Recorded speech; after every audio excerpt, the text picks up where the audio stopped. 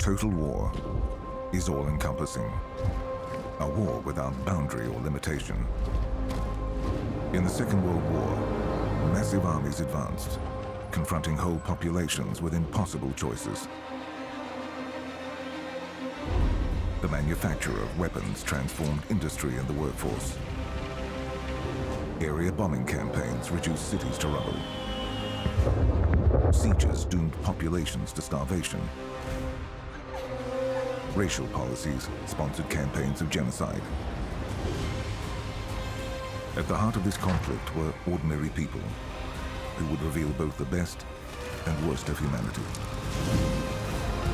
People whose lives were lost or mortgaged to the demands of total war.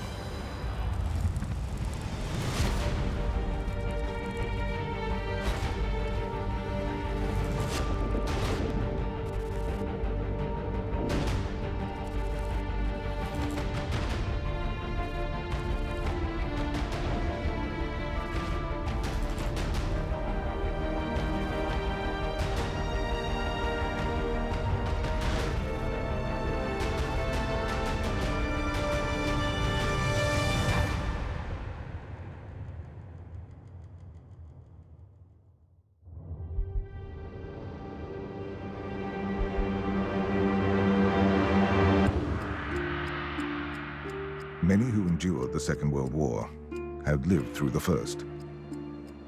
Some had fought on the battlefields. Others had felt the anxiety of waiting at home. Many had lost friends and loved ones. Their grief still palpable years later. They understood that a global war meant destruction. They were men, real men who lived and might be living still today. But for luck, the cruel stroke of chance impelling death their way, we, the spared of war, may wonder under heaven why weren't they? But this did not mean that people were prepared for the extent to which the Second World War devastated civilians. Essentially, all wars up until World War II, you had a situation where even if there were huge numbers of casualties, they were largely military casualties. World War II was really where that changed. Things became much more flexible. Civilians couldn't get out of the way, so they were going to get hurt. Lines of advance changed very rapidly. The front line changed very rapidly, so civilians tended to get caught up in things a lot more than they had done in the past. There was a huge change in the way in which policies towards civilians were implemented by the different powers. What's often called a process of cumulative radicalization occurred in the policies of almost all the major belligerents in the war. Total war saw a shift in the corridors of power towards policies which allowed for violence against civilians. The most grotesque example of violence endorsed against civilians occurred under Hitler's regime in Germany.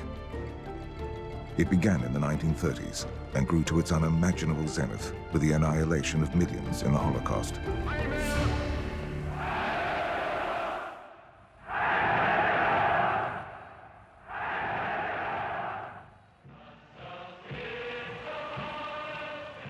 Hitler and the Nazi Party rose to power against the background of economic crisis and the Great Depression. When people ask me, how on earth did the Nazis come to power, I would say, well, you have to understand that Germany in the late 20s, early 30s was in a massive crisis. Political crisis, an economic crisis, a social crisis. The system, was breaking down.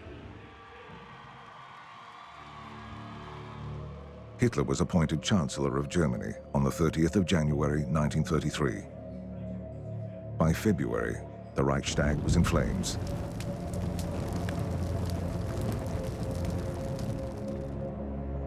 Hitler, now Chancellor, has announced that the fire was the work of communists and was intended to be the signal for a Bolshevist uprising throughout the country. In consequence, Germany has been placed under a system of martial law. By March, Hitler was consolidating his powers and using them against civilians. And in the same month, Dachau, the first Nazi concentration camp, was established. The concentration camps were initially for political dissidents. So the first people to fill them were communists. The Nazis used the burning down of the Reichstag as an excuse to bring in a law that essentially gave them the right to lock up anyone indefinitely. But as it got closer to the war and the war progressed, then they changed. By the 24th of March 1933, with the passage of the Enabling Act, Hitler had obtained the legal authority to govern by decree, and civil liberties were suspended for 4 years.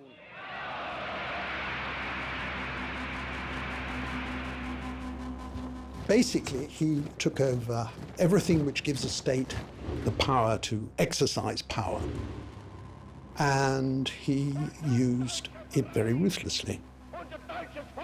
They made it clear that anybody who resisted them was going to have a nasty time. That very quickly established their authority. Never underestimate the weapons of the state to dominate a population and control a population.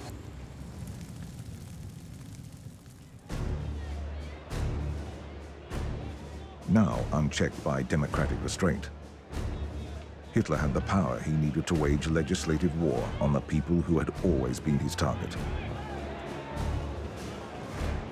People he believed were a threat to his 1,000-year Reich. Jewish people made up less than 1% of the population. But Hitler was intent on removing any Jewish influence on German society. New laws enabled the dismissal of Jewish professionals from government positions. In September, under the direction of Joseph Goebbels, Jews working in the media and publishing were dismissed, removing their voices from German cultural life. In 1935, the passage of the Nuremberg Laws enshrined persecution in law. Jews and Gypsies were no longer citizens of the Reich. Marriage and extramarital relations with Aryans was also forbidden. The Nuremberg Laws paved the way for all subsequent laws and regulation, and there were more than 1,000 anti-Jewish laws. They all went back to the Nuremberg Laws, and this legal process, more or less, also paved the way for the final aim of the Nazis to exterminate the Jews. The laws paved the way for the persecution which total war enabled. It normalized violence and persecution. Violence against Jewish people had been rife throughout the 1930s. But the most well-known incident was Kristallnacht, the night of the broken glass, when on November 9, 1938, over 7,000 Jewish stores were looted, nearly 200 synagogues destroyed, 91 Jews killed, and 30,000 transported to concentration camps.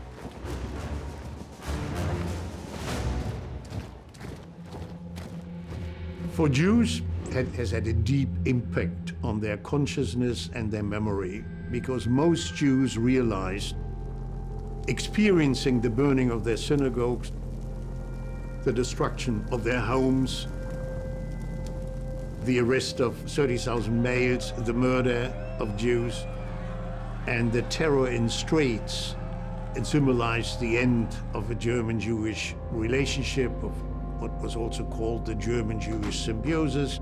And most Jews gave up their hope or their notion that they still had a right to domicile in Germany. The plight of Jewish children driven from Germany has stirred the sympathy and conscience of the rest of the world. Here is the first group arriving at Harwich. Every child has a label giving particulars, labels that emphasize the pathos of the picture. For many of these innocents don't even know the whereabouts of their parents, let alone their fate. What follows after Kristallnacht is a mass escape. Most, if not all, Jews after Kristallnacht were determined to leave their country of birth. The fact that there were still 200,000 Jews left and were trapped in Germany had something to do with the fact that they didn't find a country which was willing to accept them as migrants.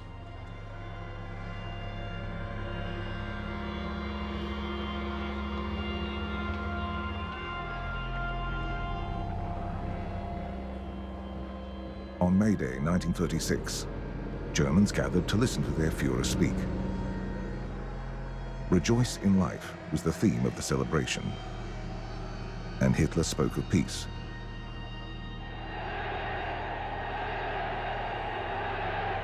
I do not need to win respect by a glorious act claiming millions of dead, he said.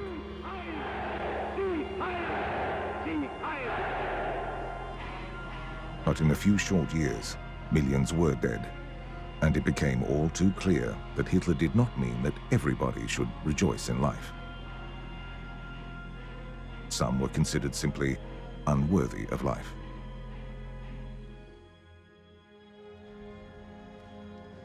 Children were prominent in the 1936 celebrations. Hitler considered them, as he stated in Mein Kampf, the most valuable possession a people can have. But those who may inherit a genetic illness were not among the valued. In his memoir, Hitler had argued for the sterilization of men and women with a hereditary disease. By the time of the 1936 May Day celebrations, as the crowds cheered, the forced sterilization program had already begun. And before the Thousand-Year Reich collapsed, between 300,000 and 400,000 people had been legally sterilized. Absurd tests were introduced, things like what they call feeble-mindedness, and the assessment of feeble-mindedness was often socially and politically prejudiced. So if somebody was an alcoholic or, sort of tramp or whatever, he would be asked questions about did he know who was Chancellor of Germany or whatever, and then be designated as being feeble-minded and so sterilized. So it was a totally arbitrary actual assessment procedure. But thousands of people were, in fact hundreds of thousands of people were sterilized under this system. The quest to purify the Aryan race of hereditary diseases did not stop at sterilization. Soon after the war began, Hitler ordered a program that would rid the Reich of those who were considered unworthy of life. The so-called Euthanasia program. And I think this is critical for our understanding of the whole Nazi project, that it was a racial project in the broadest sense, that Hitler and leading Nazis saw Germany as a kind of body. And they therefore saw weaknesses in the body. What do you do with weaknesses in the body? You eliminate them. But even before this program had been created, the Reich was experimenting with euthanasia. Its subjects, the most vulnerable members of society, newborn babies. On the 18th of August 1939, it became compulsory to report newborns with a congenital illness. Children's units were established, and children with Down syndrome, intellectual disabilities, and other congenital conditions were killed by a mixture of drugs and starvation. Having trialed their techniques with children, the Nazis moved on to adults, targeting those in asylums who were considered unworthy of life.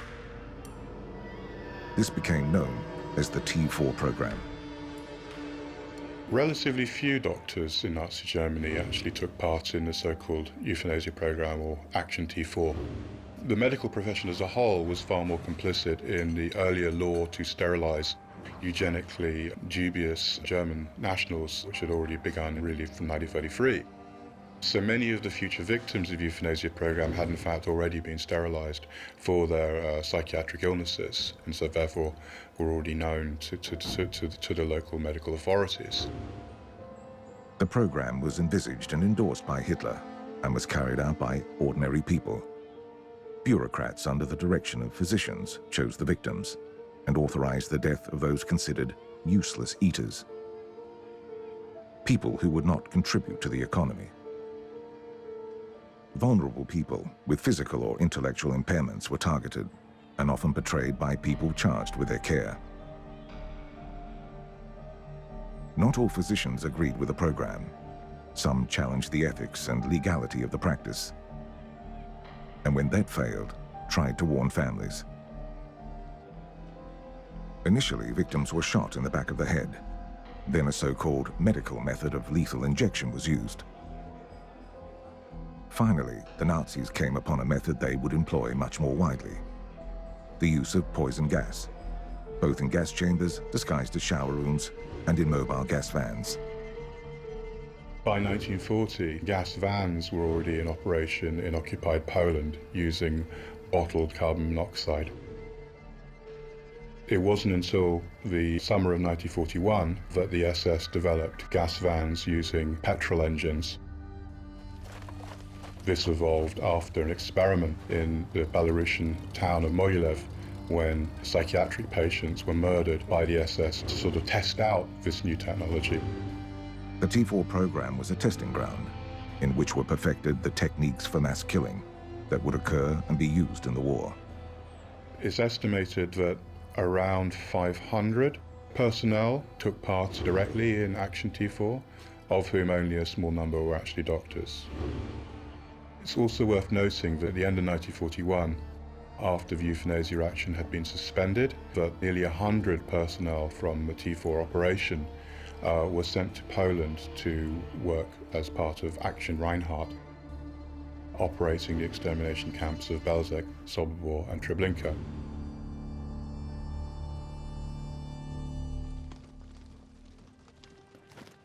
War had been declared following Hitler's invasion of Poland in September 1939.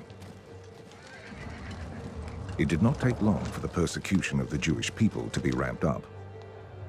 The attack and the invasion of Poland in September of '39 more or less exported the persecution of the Jews from Central Europe to Poland and later to other occupied territories in Europe. And from the very beginning, the Nazis, the German in Poland, pursued a policy, what they called of Germanization, a ruthless policy of occupation, fighting and murdering all people and groups labeled as enemy of the Reich. In October, deportations to Lublin began. Jews were forced out of Germany, Czechoslovakia and Austria, and into slums in cities like Lublin. Deportees were often betrayed by neighbors and people they had considered friends. After the Second World War, we found in archives lists of Poles to be deported, which were prepared by ethnic Germans living in Jarocin. Neighbors were preparing for invasion of Germans and were determining who got to be kicked out. It was extremely, of course, disappointing because they went to the same school. Quite often they were friends. The first wave of deportations ceased in March 1940, and the search for a new location for deportation began. The French colony of Madagascar was considered but ultimately abandoned. Deportation was replaced by ghettoization. At its height in the period between October 1940 and April 1941, Jews and Roma were forced to leave their homes and live in segregated residential districts called ghettos. The word was not new.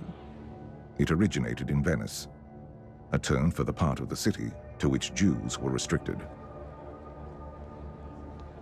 They varied in size, from a building to an entire neighborhood. Some were open. This meant people could move in and out in controlled ways. Sometimes they could find work outside the ghetto or go to the market at designated times. Both were vital in avoiding starvation. The ghettos were absolutely appalling places, and as the war progressed, they became worse and worse. First of all, there was massive overcrowding. The Warsaw Ghetto contained about 500,000 people, and they were housed in an area of 1.3 square miles. That means that there were approximately 7 people to every available room. Closed ghettos were encircled by a barbed wire or a wall which prevented occupants from leaving and allowed the Nazi administrators or their delegates to control the flow of food and other supplies. When a ghetto was closed, the most severe oppression started because Jews couldn't go out, couldn't bring food. The food was given by coupons, so it was allocated, and the daily dose of calories was about 400 calories per person per day. Later, it was reduced to 200 calories. So it was enormously low, as you would expect. There was basically denial of all civil liberties. All properties were confiscated. There was very, very little difference between concentration camps and ghetto. Sections of the city were designated as the ghetto area. Those who were not Jewish were instructed to leave the area. The largest ghetto was in the Polish capital, Warsaw. Germans started bringing transports of Jews from various different cities, but also a few thousand Jews from Germany were brought to Warsaw Ghetto. So total number of people which were there was about 450, 460,000 people at its peak. But the death rate was extremely high. The estimates were about between 3,500 to 5,000 per month because simply of lack of food, because of typhoid, because of other illnesses. So the population was smaller, getting smaller and smaller.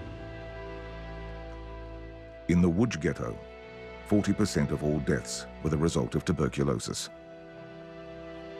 An airborne disease, TB spread rapidly in overcrowded ghettos. But the ghettos were not an end in themselves. But it was a kind of transit vehicle to confine, to incarcerate ghettos, to concentrate them, to destroy the contacts between Jews and non-Jews, to isolate them, and to expose them to conditions where they later, once they were not required as forced labor, could be exterminated and sent to the killing centers. Physically separating Jewish people from the wider community helped to reinforce their status as different, as other. Cruelty followed. Wherever ghettos were set up, the prisoners, the inmates, were exposed to appalling conditions. In other words, inmates of ghettos lived on borrowed time until the situation or the date when the decision was made to liquidate the ghettos. But some inside the ghettos fought against the oppression. There were Jewish resistance movements within the ghettos. Between 1941 and 1943, it is estimated that as many as 100 resistance organizations were formed. The best-known uprising occurred in the Warsaw Ghetto. The Jewish Fighting Organization was established in July 1942 in response to mass deportations to the Treblinka killing center. The organization called on people to resist deportation. On April 19, 1943, the Warsaw Uprising began. There was about 3,000 up to 5,000 Germans, well equipped with not only heavy machine guns, but also with military vehicles, with some chemical weapons, fighting around 1,000 of defenders who usually were equipped with a pistol, some ammunition, and some grenades. They, of course, had Molotov cocktails. They also produced a whole range of other explosives. So it was a very unequal fight. The fact that the fight lasted 27 days, I think, shows very much the bravery of the people. The uprising ended with brutal destruction, reducing the ghetto to rubble. Sturmbannführer Stopp, who was the general in charge of destruction of ghetto, was extremely brutal. When the small weapons created significant losses on German side, they changed the tactic, and they were simply burning quarters of the city after the quarters of the city. With such tactics, the Nazi liquidation of the ghetto crushed most of the resistance coming from within. About 20,000 people were killed during the fights, and at that stage there was only 40,000 of people left in ghetto.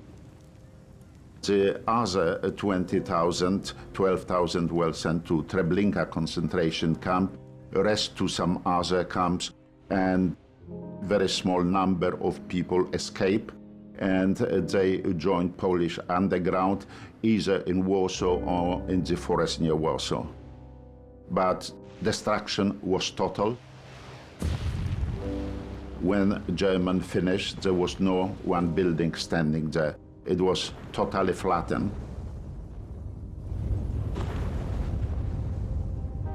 The ghetto was reduced to rubble, but the Nazis kept a record of the destruction.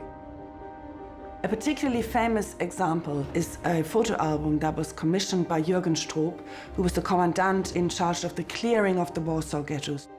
The title Stroop gave to this album was "The End of Jewish Life in Eastern Europe." So that for him was a momentous part in the Nazi regime achieving its core mission that he wanted documented through photography.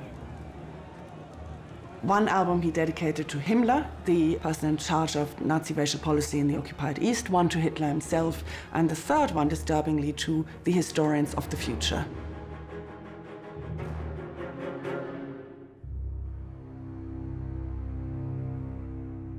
The use of concentration camps to enact the so-called final solution emerged during the war. There's always a question in the scholarship, did Hitler always intend to kill all the Jews of Europe and was just waiting for the right time to do it? Or did the pressures of the war and, to some extent, solutions being put forward from the bottom by people trying to please him lead to the decision to kill all the Jews? The decision was probably made in the autumn of 1941. The final solution began with the deportation schemes and evolved into genocide. In 1939, the Nazis planned to resettle the Jews of Germany and Poland into the so-called Lublin reservation by the Nazi-Soviet border. In 1940, after the fall of France, they dreamed up the well-known Madagascar plan to ship the Jews of Western and Central Europe to the French colonial island of Madagascar. In 1941, before Operation Barbarossa, the Nazis had the idea that they would deport Jews to Siberia after defeat of the Soviet Union. So in fact, it was actually the failure to defeat the Soviet Union that led to Plan D, which was to deport Jews to extermination sites in Poland. There were many thousands of camps across Germany and occupied Europe, which served different purposes and imprisoned a range of people the Nazis considered enemies. Auschwitz-Birkenau, one of the most notorious, comprised 3 camps: a prison, a labor camp, and an extermination camp. Other camps like Sobibor and Treblinka II were constructed specifically as killing centers. Majdanek was initially used to hold Soviet prisoners of war and later used as a killing center. The extermination camps were built specifically to kill the Jews and also to kill the other groups who were considered to be racially inferior, so Roma and Sinti, and a few other groups like homosexuals, Jehovah's Witnesses. But they were specifically built as major industrial complexes to kill Jews because it wasn't quick enough to kill them through either ghettoization or in concentration camps. The fate of those sent to the camps resided initially with those charged with selection. When they arrived, usually on the railway platforms, they were subject to sorting, essentially. So they separated some people who could work, who could keep the camp going, from people who were obviously going to be useless, women with young children and children. And in those instances, they were sent to undressing stations, told they were having showers, and they were usually killed very rapidly. Auschwitz-Birkenau was the largest of the extermination processes, and it could kill and dispose of 12,000 people a day. The Nazis killed millions in the Holocaust. Millions ripped from their families. Millions denied the chance to contribute to our world. Millions stripped of their humanity and dignity. Millions burnt to ash or tossed into pits. They were killed by ordinary men and women. Sometimes doctors or nurses, overseeing deaths by gas or lethal injection in asylums. Nelson had been guarded by SS men and SS women. These are some of them, and according to the prisoners, they had practiced many cruelties upon women and children in the camp. Sometimes by members of the Einsatzgruppen, mobile task forces of SS and police, responsible for security in the rear of the German army. The Einsatzgruppen were actually already first used in the Anschluss in 1938. Einsatzgruppen accompanied the German army into Poland in 1939, and there were even small units of security police and Gestapo that went west in 1940. But in 1941, Heydrich, the head of the Gestapo, created 4 large units of Einsatzgruppen, totaling around 3,000 officers and men, and they were essentially tasked, given vague orders as to what exactly they would be doing in the East. But the insiders, the senior officers, were more or less told that they should be aiming to carry out a more systematic solution to the so-called Jewish question. Those who carried out these massacres were not the Nazi elite. They were ordinary individuals who slaughtered by gunfire as many as 1.5 million innocent people. Hundreds, sometimes thousands of men, women and children at a time. Massacres like that carried out at a ravine called Babi Yar on the outskirts of Kiev. We must understand that mass violence of all kinds, whether against civilians or not, emerges not out of homogenous populations, but by binding different groups of people together into a campaign of violence. There was no one profile of a Nazi perpetrator. Instead, you needed to get people of different degrees of belief in the dominant ideology to work together. And the advantage of a lot of these justifications, a lot of this language, is that they could mean different things to different people. But by doing these different things to different people, you could mobilize large numbers of ordinary human beings to engage in quite extraordinary forms of violence. The atrocities committed in the Holocaust occurred at a local level, in villages, towns and cities across occupied Europe. It was possible because ordinary people did not act against it, or actively took part in it. Consequently, what happens on the ground depends, even in a really strongly coercive society like Nazi Germany, a lot on the attitudes of local policymakers. One of the reasons why the Holocaust was so intense is because local policymakers often bought in to the justifications of the violence very heavily. Total war also exacerbated the Holocaust by expanding the number of possible victims in the genocide. The senior SS leaders, Heydrich and Himmler, both toured the Eastern Front, visiting the SS and Einsatzgruppen commanders on the ground, and they often then egged them on, encouraged, gave further orders on an ad hoc basis.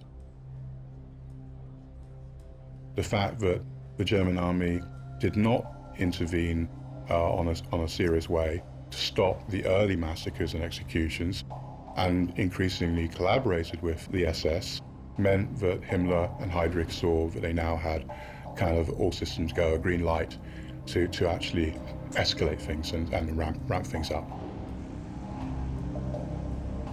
As each country fell to Nazi invasion, an ever-increasing number of people became victims of Nazi persecution. The Holocaust stands apart from other attacks on civilians in the Second World War. It was both connected to and separate from the total war being fought.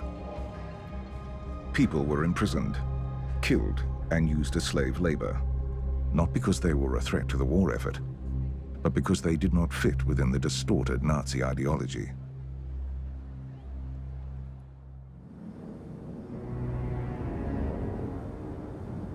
In a total war, civilian lives are under threat from starvation, shell fire, advancing armies, and aerial bombardment. Civilians are often targeted by the enemy because they are mobilized in order to contribute to the war effort. But there may also be civilians who work against the war or against their own country. And the fear of that possibility led to decisions in Allied nations to intern potential fifth columnists. The idea of a fifth column, enemy supporters working within a nation's borders, emerged in the Spanish Civil War. General Mola, commanding 4 nationalist columns advancing on Madrid, boasted that he had a fifth column working inside the city. But civilians as potential internal enemy predated that conflict. One way in which the government sought to reduce the risk of fifth columnists was by rounding up those deemed to be enemy aliens. The International Red Cross estimates that during the First World War, 2 million civilians were interned in camps for several years. Most of those interned were living in nations at war with the countries of their birth. During wartime, it's a recognised convention of war that when you have civilian enemy aliens, so they're individuals who were born in the nation that you're at war with, that you can intern them, and it's up to the country to decide the rules of internment. I think where it becomes more applicable to the total war idea is where you actually have this idea that because somebody looks different, they can actually be interned regardless of their citizenship. And so that's taking the idea of national security and total war and then moving it into an area that is completely inappropriate. At the outbreak of the Second World War, 70,000 Germans and Austrians living in the UK became enemy aliens. They became subject to a classification system. They set up a series of tribunals where enemy aliens would go before a magistrate and a court, and they would have their classification. So if they were deemed to be an immediate threat, then they would be given a classification of A and immediately interned.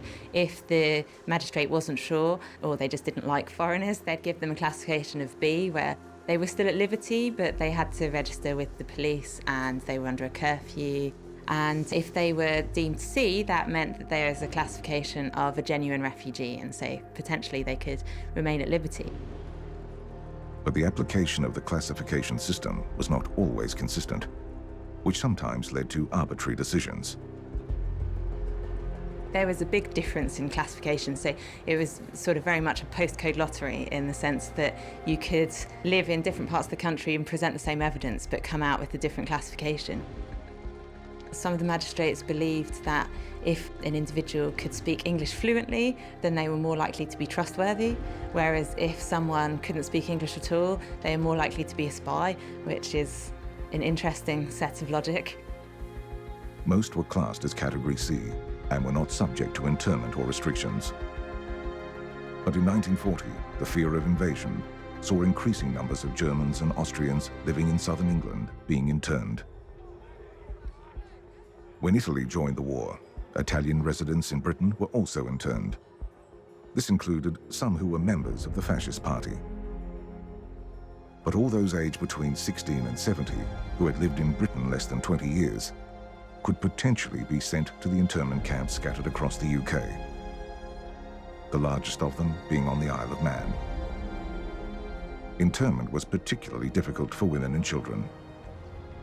In terms of women, it was less pleasant for them because they often ended up being taken to Holloway prison, so they were treated much more like criminals. Initially, the women would be separated from their children, so some children were taken into care, and then they would be reunited later on with their mothers on the Isle of Man. As numbers increased, thousands of internees were also deported overseas to Canada and Australia. Some of them are pretty slippery customers, and the Dominion will be guarding them very carefully for the duration.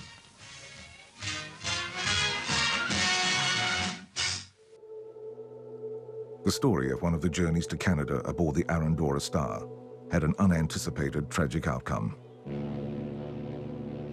The liner, packed well beyond capacity, with 1,300 German and Italian internees and their guards, left Liverpool on the 1st of July, 1940.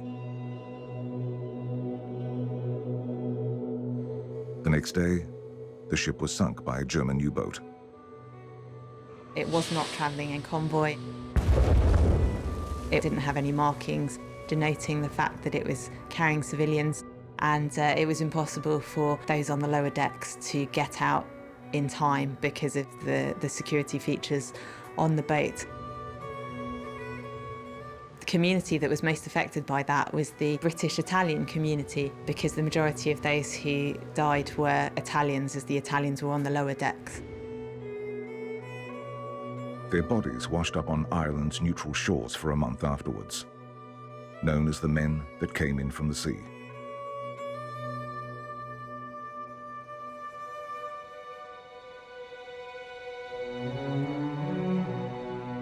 Enemy aliens and those deported were considered to be Nazis or fascists, a threat to the nation. But some of those killed aboard the Arandora Star had lived in Britain for years, even decades, and considered themselves British. Others were men like 28-year-old student Hans Müller, a Jewish refugee who had fled Nazi Germany, only to be interned as a possible Nazi sympathizer. Müller's body was found on the 29th of July.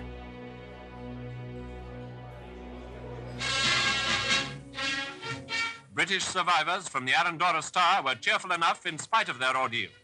When a Nazi U-boat torpedoed the liner, the death roll was greatly increased by the panic which spread among 1,500 internees being taken to Canada. The tragedy swayed public opinion on internment, and internees began to be released. By 1942, fewer than 5,000 remained interned, most on the Isle of Man.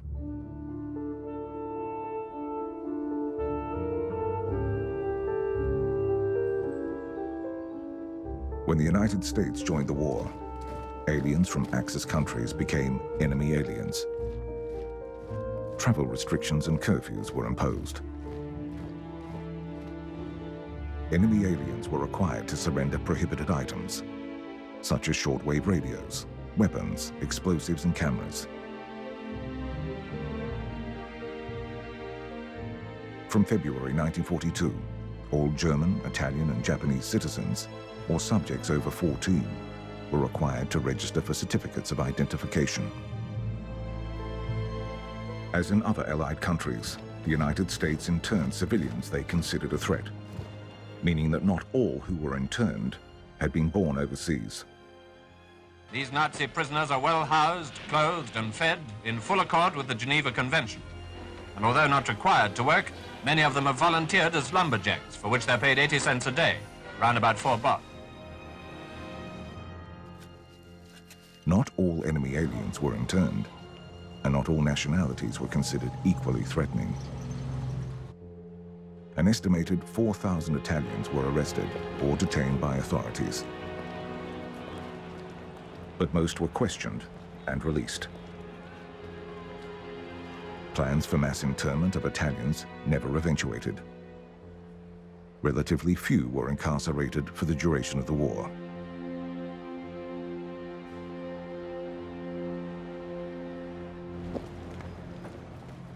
This was not the case for those of Japanese descent.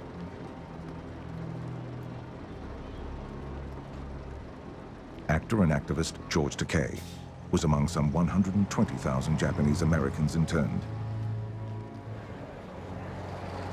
Takei was born in the United States. He was an American citizen. He was only 5 years old when he and his family were forced from their home. living in a horse stable for weeks. They were eventually transported by rail to Arkansas,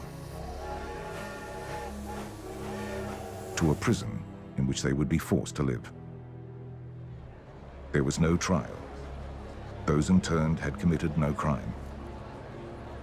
Democratic process was abandoned to the demands of total war. There were 7 permanent internment centers scattered across 4 states: Texas, New Mexico, North Dakota, and Montana. Crystal City in Texas was a family internment camp. 2/3 of the inhabitants were of Japanese ancestry, but the camp also included German Americans. Crystal City also housed a lot of Germans who had been taken from Latin America in particular. So the US believed in hemispherical security, so they felt it was completely appropriate to ask Latin American countries to send them their Japanese and German and Austrian citizens so that they could be interned in the United States. The Immigration and Naturalization Service sought to ensure the camps met the requirements of the Geneva Convention.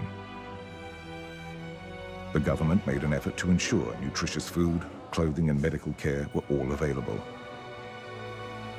It also portrayed the camps in a positive light. In the US, the media was very much used to give an idea of a very positive view of the camps, saying this is actually not apart from the US ideal at all. This is exactly what you'd expect, which were complete fabrications. Many Americans still believe to this day that it was a very positive experience for those of Japanese ancestry to be in the camps and that they didn't suffer. They had everything provided for them.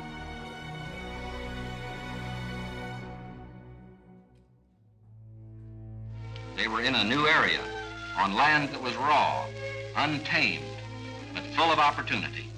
Here they would build schools, educate their children, reclaim the desert.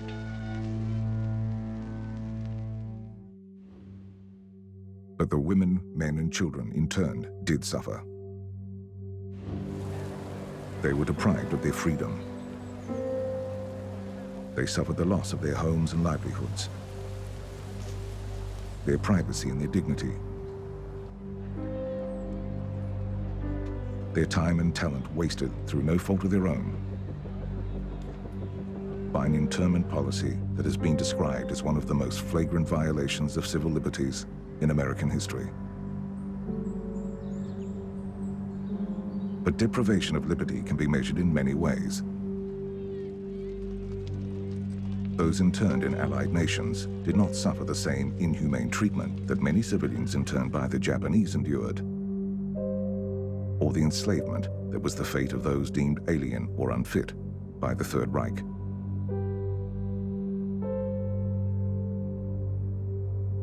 In every combatant nation, total war helped to create circumstances in which civil liberties were violated, and their violation was tolerated. In addition to those interned by the Allies, as many as 130,000 civilian women, children, and men were interned by the Japanese in the Second World War.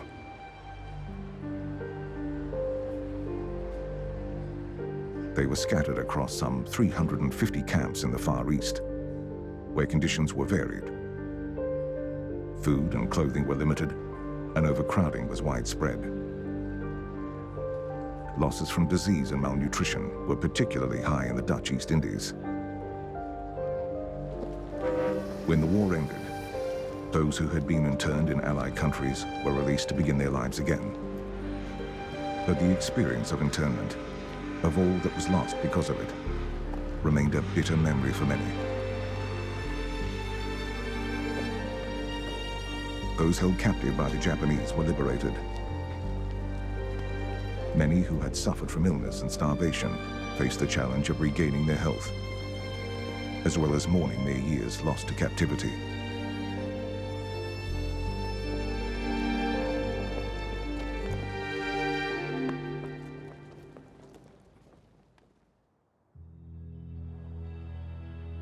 For the survivors of the Holocaust, the trauma was total. So many had lost their families, their homes, their livelihoods. The response to the overwhelming loss naturally differed between individuals. It cannot be contained in a simple summary, but the impact of their experiences did not vanish with the end of the war. The most shocking findings of the Holocaust, of Holocaust research, perpetrators on a whole murdered not only with impunity, most of them found it very easy of returning into their normal life. So they were, with few exceptions, free of those symptoms, of those experiences, while the surviving witnesses had to live with this experience until today. And that is also an experience which we find in other genocidal campaigns. The murderers normally find it much more easier in returning into their day-to-day life experience than the surviving victims. They are traumatized, they are punished until the end. The survivors carried the aftermath of war with them: guilt, shame, and trauma. Total war is everybody's war. But not everybody is born to be a soldier, trained to kill, to endure the violence of war. When total war had drawn all but the last drop of their resilience, survivors had to find more in order to rebuild the shattered world.